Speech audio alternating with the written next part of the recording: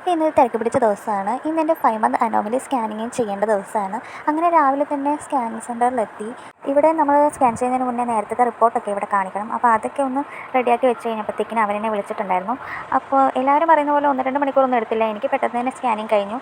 ഒരു അരമണിക്കൂറിനുള്ളിൽ തന്നെ റിസൾട്ടും കിട്ടി. ഞങ്ങൾ അവിടെ നിന്ന് പെട്ടെന്ന് തന്നെ ഇറങ്ങി. കുറേ വീഡിയോസൊന്നും എടുക്കാൻ പറ്റിയില്ല.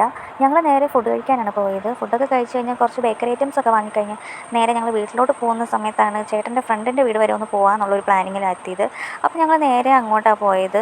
അങ്ങനെ അവിടെ കുറേ നേരം സ്പെൻഡ് ചെയ്ത് കഴിഞ്ഞ് അവിടെ പിള്ളേരെല്ലാം നല്ല കൂട്ടായി.